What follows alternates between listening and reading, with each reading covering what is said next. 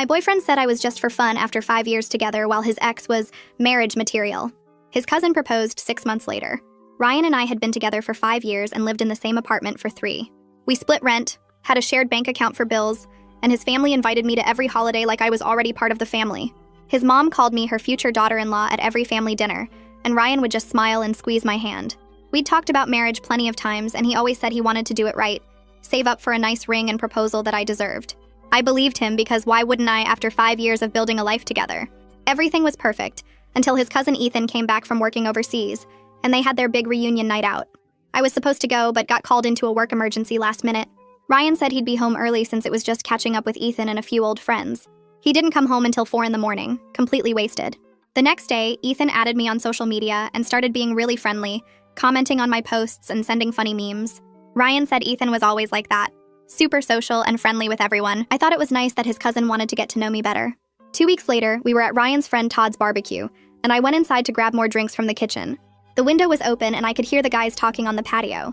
Todd was asking Ryan when he was finally going to propose since we'd been together forever. Ryan laughed and said marriage was for girls you wanted to build something real with, not girls like me who were just for fun. He actually said I was a good time but not wife material. His friend asked what that meant, and Ryan said some girls you date and some girls you marry, and he'd already met the girl he wanted to marry back in college, his first girlfriend Alyssa, who dumped him sophomore year.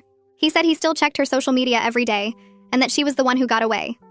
He said I was convenient and fun, but when Alyssa was ready to settle down, he'd be there waiting. They all laughed about how I kept dropping hints about rings and wedding venues while Ryan was just running out the clock. I stood in that kitchen holding beer bottles while my whole relationship crumbled in my head. 5 years of my life with someone who saw me as a placeholder. Every I love you was a lie. Every future plan we made was just him killing time. I walked back outside and acted completely normal. Handed out the beers, sat next to Ryan like nothing happened. He put his arm around me and I let him, even though my skin was crawling. That night I started planning. First, I stopped doing all the girlfriend things Ryan had gotten used to. No more packing his lunch, no more doing his laundry with mine, no more scheduling his appointments or reminding him about his mom's birthday. Ethan kept texting me funny stuff and I started responding more, having actual conversations. He'd ask about my day and remember things I told him. He complimented my promotion at work while Ryan hadn't even noticed I'd gotten one. When Ethan asked if I wanted to grab coffee and catch up since we barely knew each other despite me dating Ryan for years, I said yes. We met up and talked for 3 hours. He told me he'd been impressed with how I handled Ryan's family, especially his difficult sister who hated everyone. He said Ryan was lucky to have someone so patient and understanding. I almost cried because it was the first time in months someone had said something nice about me as a partner. We started having coffee every week, then lunch, then dinner when Ryan was working late, which was always. Ethan would pick restaurants I mentioned wanting to try, remember how I liked my coffee, ask about presentations I was nervous about. Everything Ryan should have been doing but wasn't. After 2 months of this, Ethan told me he had feelings for me. He said he knew it was complicated with Ryan, but he couldn't watch his cousin waste what they had. He said Ryan talked about me like I was temporary, and it made him sick because I deserved someone who saw me as their future, not their placeholder. He said he'd been in love with me since that first family dinner where I helped his grandmother with her walker without being asked. That night I went home and told Ryan we needed to talk. I said I knew about his conversation at Todd's barbecue, about Alyssa, about me being just for fun. His face went white and he started scrambling, saying it was just guy talk, that he didn't mean it, that he loved me. I asked him to propose right then if he loved me. He said he wasn't ready. After 5 years, he wasn't ready. I packed my stuff that night. Ethan helped me move into my new apartment the next day. Ryan called and texted nonstop, saying we could work it out, that he'd change, that he'd propose if that's what I wanted. A month later, Ethan and I were officially together. Ryan lost his mind when he found out at the next family dinner.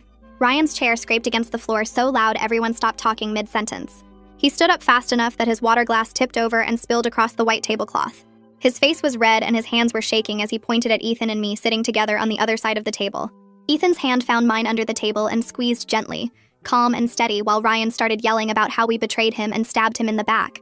His mom looked confused at first, glancing between the 3 of us like she was trying to solve a puzzle. Then her eyes landed on our joined hands under the table, and her expression shifted to understanding. His dad set down his fork and told Ryan to sit down and lower his voice because they were having a family dinner. Ryan ignored him completely and kept yelling. Ryan announced to the entire table that I left him for his cousin, making it sound like I cheated on him while we were still together. He said Ethan swooped in and stole his girlfriend and destroyed their family. Several people gasped, and Ryan's aunt covered her mouth with her napkin. I felt my stomach drop because he was twisting the whole story to make himself the victim. Ethan let go of my hand and stood up slowly. Not aggressive, but firm. He looked Ryan in the eye and said that I was single when they started dating. He explained that I broke up with Ryan a month before, that I moved out and ended things completely before anything happened between us. Ethan's voice stayed level and calm, while he told Ryan he needed to accept that we were together now and stop making scenes. Ryan's face got even redder and he called Ethan a liar. Then Cheryl stood up from her seat near the end of the table. I braced myself because Cheryl had never liked me when I dated Ryan. She made comments about my clothes and my job and acted cold at every family event. But she looked at Ryan with this disgusted expression and told him to stop embarrassing himself. She said she always knew he didn't appreciate what he had with me. She said I was patient and kind and dealt with their difficult family better than anyone, and she was glad I found someone who actually valued me. She looked at me and said Ethan was lucky to have me and she hoped we'd be happy together. My mouth literally fell open because I never expected Cheryl to defend me.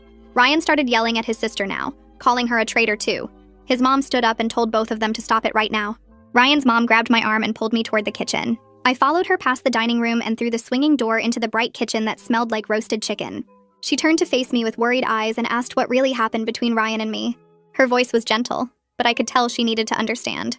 I took a breath and told her about Todd's barbecue, about going inside for drinks and hearing Ryan through the open window. I explained how he told his friends I was just for fun, not wife material, that he was waiting for his ex Alyssa to be ready to settle down. I watched her face change as I talked. Her eyes got shiny with tears and her hand went to her mouth. She looked like I'd just told her someone died. I explained that after 5 years of him calling me his future, finding out I was just a placeholder broke something in me that couldn't be fixed. She pulled me into a hug right there in the kitchen. She was shorter than me, so my chin rested on top of her head. She said she was so sorry for how Ryan treated me. She said she genuinely thought we would get married and she'd been planning what to wear to our wedding in her head. She pulled back and held my shoulders, looking right at me with tears running down her cheeks. She told me she was hurt that her son wasted 5 years of my life when I gave him everything. She said she understood completely why I moved on, and she didn't blame me one bit for finding happiness with Ethan. She said Ethan was a good man who would treat me right. I was crying too by then, and we hugged again. Through the kitchen door, I could hear Ryan still yelling in the dining room. A door slammed so hard the windows rattled. Ryan's car engine roared to life in the driveway and then tires squealed as he peeled out onto the street. The sound faded as he drove away too fast. Ryan's mom and I walked back into the dining room where everyone sat in uncomfortable silence. Then Eric, Ethan's older brother, leaned back in his chair and said Ryan always was dramatic when things didn't go his way. A few people laughed nervously, and some of the tension broke. Ethan's dad made a joke about Ryan probably going to drive around and cool off. People started picking up their forks again and passing dishes. The dinner kept going, but everything felt awkward and forced. Ethan's family made a real effort to include me in conversations like nothing weird had just happened. His aunt asked about my job and seemed genuinely interested in my answers. His uncle talked about a restaurant he thought Ethan and I should try.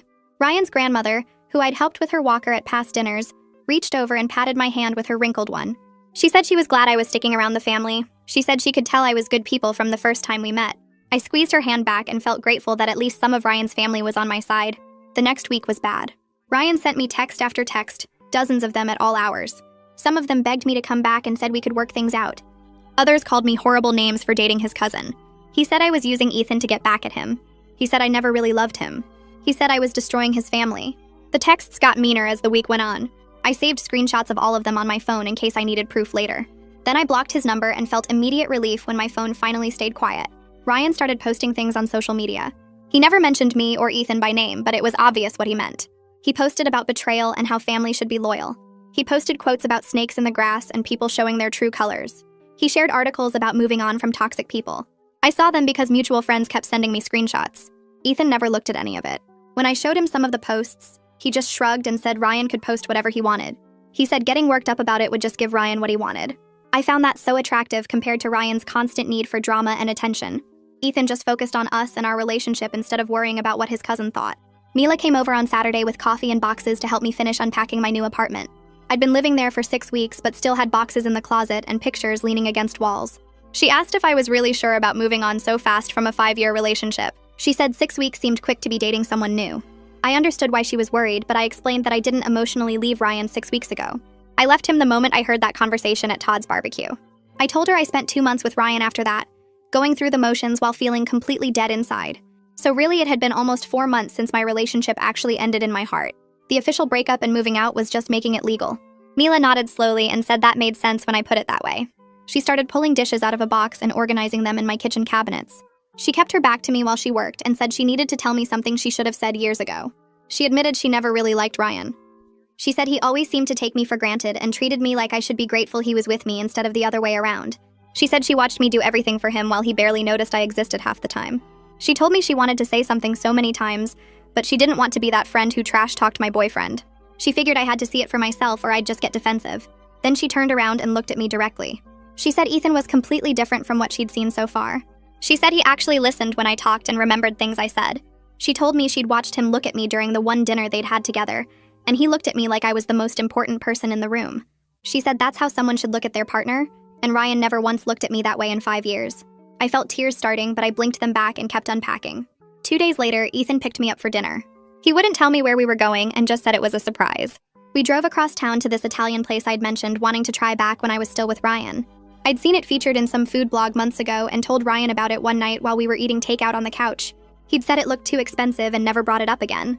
But Ethan had remembered even though it was just a random comment I'd made in passing. We walked in and the host sat us at a corner table with candles and everything. Ethan ordered wine and asked me about my week. He actually cared about the details of my project at work and asked follow-up questions that showed he was really paying attention. The food came and it was amazing. We talked for 2 hours about everything and nothing. He told me about his time overseas and the places he'd traveled. He asked about my family and seemed genuinely interested in the stories I told about growing up. When the check came, he paid without making a big deal about it. We walked back to his car and I realized this was what being someone's priority actually felt like. And this was what dating someone who saw me as important felt like. Ryan had never once taken me somewhere I specifically wanted to go or remembered random things I mentioned wanting. The next evening, I was at my apartment making dinner when someone knocked on my door. I looked through the peephole and saw Ryan standing there. My stomach dropped. I hadn't given him my new address and I had no idea how he got it. I stood frozen trying to decide what to do when I heard Ethan's key in the lock. He'd started keeping some stuff at my place and had his own key. He walked in and saw my face and immediately knew something was wrong. The knocking came again, louder this time. Ethan walked to the door and opened it.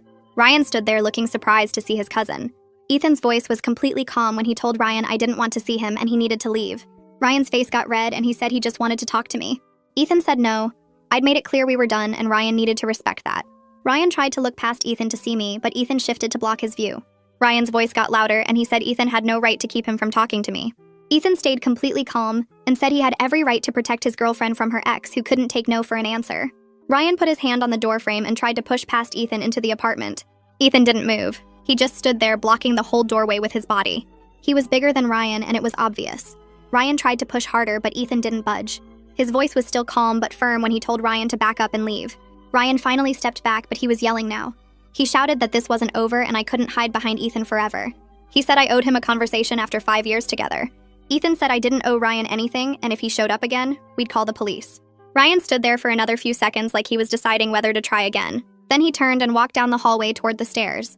Ethan stayed in the doorway watching until he heard the building door close. Then he shut our door and locked it and put the chain on. He turned around and I was shaking. My hands were trembling and I felt sick. Ethan walked over and pulled me into a hug. I pressed my face against his chest and tried to breathe normally. He held me tight and told me it was okay. Ryan was gone. We stood there for a long time until I stopped shaking. Then we sat on the couch and Ethan said we should think about getting a restraining order if Ryan showed up again. He said Ryan showing up unannounced after I'd made it clear I didn't want contact was not okay. He offered to stay over more often so I wouldn't be alone if Ryan came back. I nodded and leaned against him. 3 days later, Ryan's mom called me. She asked if I was coming to Eric's birthday party that weekend. I hesitated because I knew Ryan would probably be there. She said Ryan wouldn't be coming because she'd uninvited him after Ethan told her about the apartment incident. She said she was embarrassed by her son's behavior, and she wanted me to feel safe at family events. She said Eric specifically wanted me there and the whole family wanted to see me. I agreed to come. The party was at Ryan's parents' house on Saturday afternoon. Ethan and I walked in together and his mom hugged me immediately. His dad came over and shook Ethan's hand and then turned to me. He said he wanted to apologize for Ryan's behavior. He said he'd raised his son better than that, and he was sorry Ryan had scared me at my apartment. Eric's wife came over and welcomed me warmly. She said she was glad I was there and handed me a drink. Throughout the afternoon, different family members went out of their way to talk to me and make me feel included. Ryan's uncle asked about my job. His aunt told me about a book she thought I'd like. Eric thanked me for coming and said it meant a lot that I was still part of family events. Everyone was making it clear they were on my side. Later in the afternoon, Cheryl found me alone in the kitchen refilling my drink. She closed the door and said she wanted to talk to me. I tensed up expecting something bad, but she surprised me by saying she owed me an apology. She admitted she'd been jealous of me when I was dating Ryan. She said their mom had always loved me and talked about me constantly. She said it felt like their mom cared more about me than her own daughter. She told me she knew she'd been cold and sometimes mean because of that jealousy. Then she said something that really shocked me. She said now that I was with Ethan instead of Ryan, She actually wanted to be friends. She explained that we weren't competing for their mom's attention anymore since I wasn't dating her brother. She said she'd been watching me with Ethan and she could tell I was genuinely happy. She asked if we could start over. I said yes. Over the next few weeks, Cheryl and I started meeting for coffee. She was actually funny and smart when she wasn't being defensive. She told me stories about Ryan growing up. She said he'd always been spoiled and entitled. She told me about how their parents gave him everything he wanted and never made him work for anything. She said their mom had always made excuses for his bad behavior. She told me about his past girlfriends and how he'd treated them the same way he treated me. She said she'd watched him string girls along for years before moving on to the next one. Hearing these stories explained so much about Ryan's attitude toward our relationship. He'd never learned that other people's feelings mattered. He'd never had to actually work to keep someone. One afternoon, Ethan came home from work looking serious. He sat down next to me on the couch and said his boss had offered him a big promotion. I got excited until he explained the promotion would make his overseas position permanent. He'd have to move back abroad for at least 3 years. My heart sank. But then he smiled and said he'd already turned it down. He told his boss he'd just gotten back and found something more important than career advancement. He said he wasn't going anywhere. I sat there staring at him while my chest got tight and my eyes started burning. He turned down a huge career move for me. For us. After 5 years with Ryan, who couldn't even commit to a timeline for getting engaged, here was Ethan making me his priority after 6 months. I asked him if he was sure, and he pulled me close and said he'd never been more certain about anything in his life. We stayed up late that night talking about actual future plans. He said he wanted to be engaged within a year and married the year after that. He talked about wanting kids eventually and asked what I thought about timelines. He mentioned neighborhoods he'd researched for good schools even though kids were years away. Everything was specific and real, not Ryan's constant someday, and we'll see responses whenever I brought up our future. The next week, I started hearing from mutual friends that Ryan was telling people I'd cheated on him with Ethan.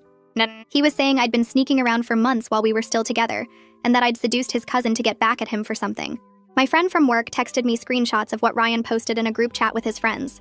He made it sound like I was some horrible person who destroyed his family. I felt sick reading the lies, but I didn't want to dignify them with a response. Then Todd texted me out of nowhere asking if we could talk. I was nervous because Todd was Ryan's friend and I figured he believed the lies. We met for coffee and Todd immediately apologized. He said he knew the real timeline because Ryan had told him I broke up clean before anything started with Ethan. He said Ryan was just hurt and lashing out by making up stories. Todd told me he'd already corrected the record with their friend group and told everyone what Ryan actually said at his barbecue about me being just for fun. He said most of the guys felt bad for believing Ryan's version at first. Then Todd surprised me by apologizing for his own part in that conversation. He said he felt guilty for laughing along when Ryan was talking about me like I was temporary. But he told me he should have said something right then, instead of being a bystander to his friend disrespecting me. He said he was glad I found out before wasting more years on someone who didn't value me. I thanked him for being honest and for shutting down Ryan's lies. It meant a lot that someone from Ryan's circle was willing to stand up for the truth, even though it meant going against his friend. 3 months into dating Ethan, we took a weekend trip up to this little beach town I'd always wanted to visit. With Ryan, trips were always stressful because he'd plan everything without asking my input, and then get mad if I wanted to change anything. This trip with Ethan was completely different. We decided together where to eat and what to do each day. When I wanted to skip the museum to spend more time at the beach, Ethan just smiled and said that sounded perfect. When he wanted to try this seafood place and I wasn't feeling it, we found somewhere else without any tension. Everything felt easy and natural, like we were actually partners making decisions together. On our last night there, we were sitting on the beach watching the sunset, and Ethan got quiet for a minute. Then he told me he was falling in love with me. He said he'd actually been falling since those first coffee dates when I was still healing from Ryan. He said watching me rebuild my confidence over the past months had been beautiful, and he felt lucky I'd given him a chance despite the complicated family situation. My heart was racing, and I felt tears starting because nobody had ever talked about loving me like that. Ryan said I love you plenty, but it always felt routine, like something you're supposed to say. This felt different. I told Ethan I loved him too, and I meant it in a way I'd never meant it before. With Ryan, I was always trying to earn his commitment and prove I was worth keeping. With Ethan, it felt like partnership and mutual respect. It felt like we were choosing each other every day instead of me chasing someone who was already checked out. We sat on that beach holding each other, and I felt more secure than I had in years. When we got back home, I posted a few photos from the trip and didn't think much about it. 2 days later, I woke up to a long email from Ryan in my inbox. The subject line said, "We need to talk," and my stomach dropped. I opened it, and it was 3 paragraphs about how I never really loved him and just used him for stability. He said I'd probably been planning to leave him for Ethan the whole time, and our entire relationship was a lie. He went on about how I'd manipulated him and wasted his time when he could have been finding someone who actually cared. Requested Reads is on Spotify now. Check out link in the description or comments. The email was copied to his mom, which seemed intentional, like he wanted her to see his version of events. I read it twice and felt angry instead of sad. He was rewriting history to make himself the victim when he was the one who called me temporary, and kept me around while waiting for his ex. I didn't respond to Ryan, but I did forward the whole email to his mom with a simple message saying I thought she should see what he was sending. She called me 20 minutes later apologizing again. She said she was going to have a serious talk with her son about moving on and accepting that our relationship was over. She sounded tired and frustrated with Ryan's behavior. A few days later, she texted asking if I wanted to meet for lunch. I said yes, even though I was nervous about what she wanted to discuss. We met at this little cafe, and she seemed different from usual, more serious. She told me she'd been going to therapy to deal with guilt about how Ryan turned out. She admitted she'd spoiled him growing up and made excuses for his bad behavior instead of holding him accountable. She said she was trying to do better now, and part of that meant being honest about her mistakes. She told me she was sorry for enabling Ryan's treatment of me, and for not seeing the signs that he wasn't serious about our future. Then she said something that made me start crying. She told me she thought of me as a daughter regardless of which cousin I was dating, and she hoped I'd still come to family events. She said she'd grown to love me over the 5 years I was with Ryan, and that didn't just disappear because we broke up. She said watching me with Ethan made her happy because she could see I was actually valued and respected. I told her I'd love to stay part of the family, and I was so grateful she wasn't shutting me out because of Ryan. Sitting there with her, I realized I wasn't losing a family by leaving Ryan. I was actually gaining one because now they saw me as my own person, instead of just Ryan's girlfriend. A week after that lunch, I started packing up my stuff from the apartment I'd been renting since leaving Ryan. Ethan came over with boxes, and we started talking about finding a place together since we were spending every night at one place or the other anyway. He pulled out his phone and showed me apartment listings he'd already been looking at in neighborhoods on the opposite side of town from where Ryan lived. He said he wanted me to feel safe and not worry about running into Ryan at the grocery store or coffee shop. We spent that evening circling ads and making calls to set up tours for the weekend. The first apartment we saw was too small, and the second one had weird layout issues, but the third place felt right immediately. It was a 2-bedroom unit in a newer building with a doorman at the front desk and security cameras in the lobby. The kitchen had updated appliances, and the living room had big windows that let in tons of natural light. Ethan walked through each room with me and asked what I thought about everything. We stood in the empty bedroom that would be our room, and he said this could be our fresh start. The rent was higher than what I'd been paying, but Ethan said he wanted to cover more of it since he made more money at his job. We sat in his car after the tour and had an actual adult conversation about splitting bills fairly. He pulled up a spreadsheet on his phone showing what he thought made sense based on our incomes. I'd never had a partner treat finances like a team decision before. Ryan always acted like he was doing me a favor by letting me split everything 50-50, even though he made twice what I did. We applied for the apartment that night and got approved 3 days later. I texted Ethan the good news, and he called me immediately saying he'd already started packing his stuff. The next week, we were signing the lease and getting keys and planning our move-in date. I posted a photo of the keys on social media without thinking much about it. 2 days before we were supposed to move, someone started pounding on Ethan's apartment door at 9 at night. Ethan looked through the peephole and his whole body went tense. He told me it was Ryan and to stay in the bedroom. I heard him open the door, and Ryan's voice came through loud and angry, asking if it was true we were moving in together. Ethan's voice stayed calm, saying that wasn't Ryan's business anymore. Ryan got louder, asking how Ethan could betray family like this and calling him a snake. Ethan said Ryan needed to leave right now or he was calling the police. Ryan kept yelling about how I'd turned his own cousin against him and ruined his life. Ethan repeated that he was calling the cops, and I heard him actually dial. Ryan's voice got even louder, saying Ethan betrayed the whole family and he'd never forgive either of us. Then I heard footsteps stomping away and a door slam. Ethan came back into the bedroom and sat down on the bed next to me. His face looked sad in a way I hadn't seen before. I realized this whole situation was costing him too, even though he never complained about losing his relationship with Ryan. I took his hand and told him if he wanted to try fixing things with his cousin, I'd understand and support whatever he needed to do. Ethan shook his head and said there was nothing to fix because Ryan was just mad about facing consequences for his own choices. He said family didn't mean accepting disrespect, and Ryan needed to grow up. We sat there quiet for a minute and then went back to packing boxes. Moving day came, and Ethan's brother Eric showed up with a truck he'd borrowed. Ryan's mom came too with her husband, and they helped carry furniture and boxes up to our new place. She brought a housewarming gift, this nice set of kitchen towels with a card saying she was happy for us. Having his family there making it clear they supported us meant everything. We got everything moved in one day and spent that night eating pizza on the floor surrounded by boxes. Over the next few weeks, we unpacked and made the apartment feel like home. I hung pictures and Ethan assembled furniture, and we argued about where the couch should go. It felt easy and natural in a way living with Ryan never had. I stopped hearing from Ryan directly, but mutual friends told me he'd been going on dates with different women every week. They said he was posting photos trying to show how great his life was without me. It didn't bother me at all because I was actually happy and not thinking about him anymore. 4 months passed, and Ethan suggested we host a dinner party to celebrate having our own place.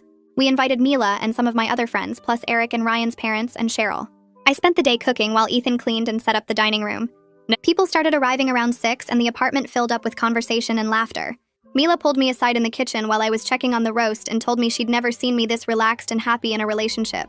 She said with Ryan I always seemed like I was trying to prove something, but with Ethan I just seemed like myself. Cheryl showed up late with a guy she introduced as her boyfriend of 2 months. She told everyone at dinner that watching my relationship with Ethan had inspired her to demand better treatment from the men she dated. Her boyfriend seemed nice and kept his arm around her chair while they talked. After everyone left and we were cleaning up, Ethan and I collapsed on the couch exhausted but satisfied. The next morning, Ryan's mom called and asked if we were coming to Thanksgiving at her house. She said Ryan would be there too, but she expected everyone to act like adults and be civil. Ethan and I sat at the kitchen table discussing whether we were ready for that level of family drama. He said we shouldn't let Ryan control our lives by avoiding family events. I agreed but felt nervous about being in the same room with Ryan after everything that happened. We decided we'd go, but leave immediately if Ryan started anything. So Ethan promised his brother would run interference if needed. I marked Thanksgiving on the calendar and tried not to think too much about how awkward it would be. Thanksgiving morning, I woke up with my stomach in knots and Ethan brought me coffee in bed while I tried to decide what to wear. He sat on the edge of the mattress and reminded me that we could leave any time if things got uncomfortable. His brother Eric called around 10 to say he'd be there early and would keep Ryan occupied if needed. We got dressed and drove to his parents' house with a store-bought pie because I'd been too nervous to bake. Cars already filled the driveway when we arrived, and I recognized Ryan's truck parked near the garage. Ethan squeezed my hand before we got out and carried the pie while I walked beside him up to the front door. His mom answered and hugged us both, thanking us for coming and whispering that everything would be fine. Inside, the house smelled like turkey and stuffing, and family members filled the living room talking and laughing. Ryan sat on the couch with his dad watching football, and he glanced up when we walked in, but immediately looked back at the television. Eric came over and clapped Ethan on the shoulder, asking if we wanted drinks from the kitchen. We followed him, and I felt myself relax slightly being away from the main room. Cheryl was in there mashing potatoes, and she smiled when she saw me, saying she was glad I came. The afternoon passed slowly with everyone making small talk and pretending the tension wasn't there. Ryan stayed quiet during dinner and barely looked in our direction when passing dishes. He sat at the opposite end of the table and focused on his food while conversation flowed around him. After we finished eating, his mom pulled me aside into the hallway and told me Ryan had been seeing a therapist for the past month. She said he was working through his feelings about the breakup and learning to accept that I'd moved on. I felt relieved hearing that he was getting help instead of just staying angry. She hugged me and said she hoped eventually family gatherings would feel normal again for everyone. Later that evening, after most people had gone home, Ryan found me alone in the kitchen putting away leftovers. He stood in the doorway for a minute before asking if we could talk privately. My heart started racing, but I nodded and followed him out to the back porch where it was cold and quiet. He shoved his hands in his pockets and stared at the ground before finally speaking. He said he was sorry for how he treated me during our relationship, and especially after the breakup. He admitted he took me for granted and never appreciated what we had until it was gone. He said he understood why I left, even though it hurt watching me with Ethan. His voice cracked a little when he mentioned his cousin's name, and I could tell this conversation was hard for him. He said his therapist was helping him see how his obsession with the past had ruined his present. He looked at me then and said he knew we couldn't be friends, but he hoped I could forgive him eventually. I told him I accepted his apology, but I needed him to respect my boundaries going forward. I said I didn't want awkward encounters or weird tension at family events anymore. He agreed and said he was trying to move on with his life, and hoped someday the family gatherings wouldn't feel so uncomfortable. We stood there in silence for a moment and then went back inside separately. Ethan was waiting in the living room, and he searched my face when I sat down next to him. I told him later in the car what Ryan had said, and Ethan seemed relieved that his cousin was finally dealing with things properly. Christmas and New Year's passed more smoothly after that conversation with Ryan. He showed up to family events but kept his distance and acted civil when we had to interact. I stopped watching for his reactions every time Ethan touched me or we laughed together. His mom hosted a New Year's dinner, and Ryan even made a joke that included both of us without any bitterness in his voice. Ethan noticed the change in me and told me one night that he was proud of how I handled everything with grace. He said watching me navigate the family drama while staying kind had made him fall even more in love with me. January came and life settled into a comfortable routine in our apartment. We both went back to work after the holidays and fell into easy patterns of cooking dinner together and watching shows on the couch. But then Ethan started acting slightly different in ways I couldn't quite pinpoint. He'd take phone calls in the bedroom with the door closed and got protective of his laptop when I walked by. A few times I caught him quickly closing browser tabs when I came into the room. My stomach would drop every time it happened because it reminded me of how Ryan used to act secretive about checking his ex's social media. But I forced myself to trust Ethan and not let Ryan's behavior poison this relationship. I didn't snoop through his phone or demand to know who he was talking to. I chose to believe that Ethan had earned my trust over these months together. 2 weeks into January, Ethan told me to dress nice because he was taking me out to dinner. He seemed nervous getting ready and kept checking his phone, which was unusual for him since he usually ignored it when we were together. We drove to the same restaurant where we'd had our first official date back when I was freshly single and scared to start over. He held my hand across the table but seemed distracted during our meal. He kept glancing at his phone, and I started to worry something was wrong. After we finished our main courses, he excused himself to the bathroom and was gone for almost 10 minutes. When he came back, the waiter brought out dessert, even though we hadn't ordered any. Ethan barely touched his chocolate cake and instead watched me eat mine with this intense look on his face. I asked if he was okay, and he said he was perfect, but his voice shook a little. Then suddenly he pushed his chair back and got down on one knee right there in the restaurant. My fork clattered onto my plate and I felt my whole body freeze. He pulled a small box from his jacket pocket and opened it to show me a ring. He started saying he knew it had only been 6 months, but he'd never been more sure of anything in his life. He said I deserved someone who saw me as their forever from day one, and he wanted to be that person for me. I was crying before he even finished talking and saying yes over and over while he slid the ring onto my finger. The whole restaurant started clapping, and the couple at the next table raised their glasses to us. I realized sitting there with tears running down my face that this was what I thought I'd have with Ryan after 5 years of waiting. But Ethan was giving it to me after 6 months because he was actually sure about us, and didn't need years to figure out what he wanted. The ring fit perfectly, and I could tell he'd put real thought into choosing it based on things I'd mentioned liking. It had a simple band with a round stone that caught the light when I moved my hand. Ethan paid the bill quickly, and we left the restaurant with me still staring at my ring in disbelief. In the car, he admitted he'd been planning this for weeks, and that's why he'd been so secretive. He said he'd gotten approval from my parents when he visited them last month, supposedly for work. He'd also asked his parents and even called Mila to make sure the timing felt right, and I was ready for this step. Hearing that he'd put so much care into planning everything made me cry all over again. We drove home, and I kept looking at the ring on my finger, thinking about how different this felt from all those years of dropping hints to Ryan about marriage. Ethan had wanted this as much as I did, and hadn't needed me to convince him or wait for the perfect moment. He'd just known and acted on it because that's who he was. We sat in the car outside the restaurant, and Ethan pulled out his phone to start making calls. He called his parents first and put them on speaker, so I could hear their excited reactions. His mom started crying happy tears, and his dad congratulated us both, saying he knew Ethan had been planning something special. They asked when we were thinking about the wedding, and Ethan squeezed my hand while saying we hadn't gotten that far yet, but probably within the year. Next, I called my parents, and my mom screamed so loud I had to pull the phone away from my ear. She demanded to see the ring immediately, and I promised to send pictures as soon as we hung up. My dad got on the line and told Ethan he better take good care of me, but his voice was warm and happy. Then Ethan called Ryan's mom because she was basically his aunt, and had always been close to his side of the family. She answered on the second ring, and I could hear the smile in her voice when Ethan told her the news. She congratulated us both and said she was thrilled. Then there was this pause that stretched too long. She cleared her throat and mentioned she would need to tell Ryan, and I felt my stomach drop even though I'd known this was coming. Ethan told her not to worry about it and that we understood it might be awkward for Ryan to hear. She said she'd handle it sensitively, and we shouldn't let Ryan's reaction ruin our engagement night. After we hung up, Ethan kissed me and said everything was going to be fine. We drove home, and I kept looking at the ring on my finger, trying not to think about how Ryan would take the news. The next morning, I woke up to a text from Ryan that just said, "Congratulations, and hope you're both happy." It seemed genuine, even though I could feel the sadness behind it. I showed Ethan, and he read it without much reaction, just nodded and said that was mature of Ryan. A few days later, Ryan's mom called me directly, which surprised me since I figured she'd keep some distance now that I was marrying Ethan instead of her son. She asked how I was doing and if wedding planning had started yet. We talked for a while, and then she mentioned that Ryan was actually dating someone new, and it seemed pretty serious. She said he'd been in therapy and was working on himself, and meeting this new girl had helped him move forward. I felt this weight lift off my chest hearing that because I'd been carrying guilt about moving on so fast. Knowing Ryan had found someone too made everything feel less complicated. She told me not to feel bad about any of it, and that sometimes things work out the way they're supposed to. Wedding planning started the next week, and it was completely different from what I'd imagined it would be like with Ryan. Ethan actually had opinions about things like the venue and the food and the music. He sat with me looking through options and gave real feedback instead of just saying whatever I wanted was fine. When we disagreed about something, we talked it through and found middle ground without either of us getting upset. He wanted a smaller wedding focused on close family and friends, and I agreed because big weddings had never been my thing anyway. We picked a date 6 months out, which felt fast, but also felt right since we'd already been living together. Ethan helped me make lists and call vendors and never once complained about wedding planning being boring or too much. He got excited about details like the cake flavors and what songs we'd dance to. I kept thinking about how Ryan used to change the subject whenever I brought up wedding stuff, and how different this felt. 2 months into planning, Cheryl called me and asked if we could meet for coffee. I figured she wanted to talk about the wedding or maybe give me advice about marrying into the family. We met at our usual spot, and she seemed nervous, stirring her coffee without drinking it. Finally, she asked if I'd already picked my bridesmaids because she wanted to know if I'd consider having her in the wedding party. I just stared at her for a second because I honestly hadn't expected that.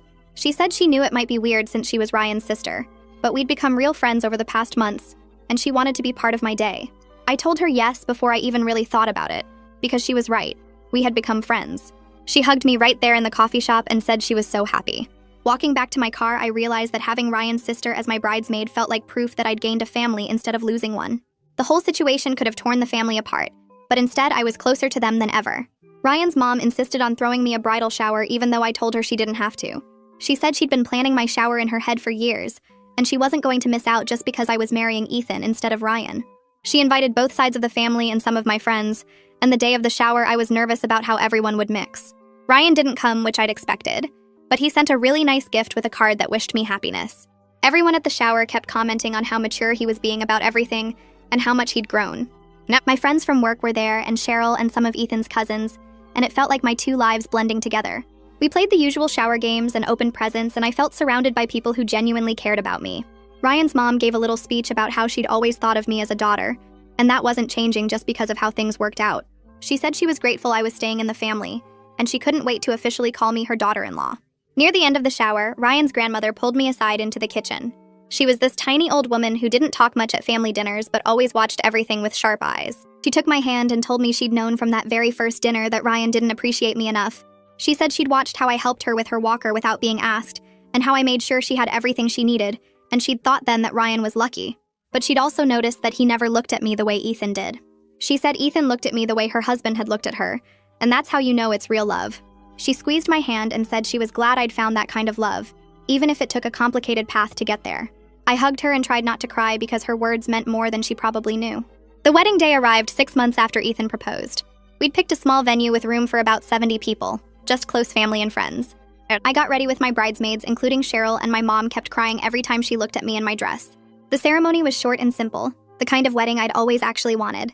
Both families sat together without any tension, and I could see Ryan's mom in the front row wiping her eyes.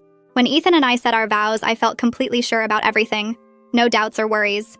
He promised to always choose me first, and to never make me question my place in his life. I promised to trust him and build a real partnership together. After we kissed and walked back down the aisle as husband and wife, I caught Ryan's mom openly crying happy tears. She hugged both of us afterward and said it was the most beautiful ceremony she'd ever seen. The reception was relaxed and fun, nothing fancy or stressful. Ryan showed up with his girlfriend, a nice woman who seemed good for him. They sat at a table with some of his friends and seemed comfortable together. During the cocktail hour, Ryan came up to us and congratulated Ethan, shaking his hand and actually seeming sincere about it. He told me I looked beautiful and that he hoped we'd be happy together. His girlfriend stood next to him smiling, and I could tell she knew the whole story but wasn't bothered by it. They left early, saying they wanted to give us space to celebrate, and I appreciated that gesture. After they left, I felt like I could finally relax completely and just enjoy being married. Ethan and I danced and ate cake and talked to everyone, and it felt perfect in a simple, real way. Our honeymoon was 2 weeks in Hawaii, something we'd planned together based on places we both wanted to see. We spent days on the beach and hiking and trying new restaurants, and it was the most relaxed I'd ever felt. Ethan told me one night while we were watching the sunset that he felt like the luckiest man alive. He said he'd never imagined when he came back from overseas that he'd end up married to me, but now he couldn't imagine any other life. I realized sitting there that I felt exactly the same way. I felt lucky that I'd overheard that conversation at Todd's barbecue, because without it, I might have stayed with Ryan for years more. I felt lucky that I'd had the courage to leave and start over. And I felt lucky that Ethan had seen something in me worth pursuing, even when it complicated his family relationships. We came back from the honeymoon to our apartment, and real married life started. Nothing felt dramatically different since we'd already been living together, but somehow everything felt more solid. Ethan kept being attentive and considerate like he always had been, asking about my day and helping with chores and planning date nights. I watched him unpack from the honeymoon and put his clothes away, and I thought about how this was what partnership actually looked like. It wasn't about grand gestures or perfect moments. It was about someone consistently showing up and choosing you and making you feel valued every single day. Ryan had taught me what I didn't want, and Ethan was showing me what I deserved. I felt confident about our future together in a way I'd never felt before, and I knew this was just the beginning of building something real. 3 months after the honeymoon, Mila called me screaming that she was engaged. Her boyfriend proposed at the beach where they had their first date, and she couldn't stop talking about how perfect it was. She asked if I'd be her maid of honor, and I said yes immediately, already tearing up on the phone. We met for coffee the next day to start planning, and she grabbed my hand across the table and told me I inspired her to stop settling. She said watching me leave Ryan and find someone who actually prioritized me made her realize she deserved the same thing. She'd been dating guys who treated her like an option for years, and after seeing my situation, she finally demanded better. Her fiancé was someone who made her feel valued from day one, just like Ethan did for me. I hugged her and said I was so happy she found her person. 2 weeks later, Ryan's mom called and invited Ethan and me to a family dinner at her house. She said she had an announcement to make and wanted everyone there. We showed up on Saturday and the whole family was gathered in the dining room. Ryan was there with his girlfriend, a woman named Jessica who seemed nice enough. His mom stood up after we finished eating and clinked her glass to get everyone's attention. She announced that Ryan and Jessica got engaged last weekend, and everyone started clapping and congratulating them. Ryan looked genuinely happy. Not forced or fake like I'd worried he might. Jessica was beaming and showing off her ring to Ryan's grandmother. Ethan squeezed my hand under the table, and I realized I felt relieved more than anything. The family dynamic finally felt balanced with both cousins engaged and moving forward with their lives. Nobody was stuck in the past or holding on to hurt feelings. After dinner, Ryan approached me in the kitchen while I was refilling my water glass. He asked how married life was treating me, and I told him it was great, that Ethan and I were really happy. He said that was good to hear and he was glad we worked out. I asked about Jessica and he lit up talking about her, explaining how they met at his gym and connected over their love of hiking. He seemed genuinely content, not bitter or resentful like he'd been at our wedding. We talked for maybe 5 minutes about normal stuff like jobs and apartment hunting since he and Jessica were looking for a place together. It felt like we'd both finally moved past the hurt and anger. I was grateful we could exist in the same family space without tension or awkwardness. When Ethan and I left that night, I told him it felt like closure in a weird way, seeing Ryan happy with someone else. Our first anniversary came up faster than I expected. Ethan surprised me by taking me back to that coffee shop where we'd met up alone for the first time when I was still with Ryan. We sat at the same table by the window and ordered the same drinks we'd had that day. He held my hand and reminded me that he'd fallen in love with me over coffee before we even started dating officially. He said watching me talk about my work presentation that day, seeing how passionate I was about my career, made him realize I was someone special. I told him I was grateful every day that I gave him a chance despite how complicated it was with Ryan.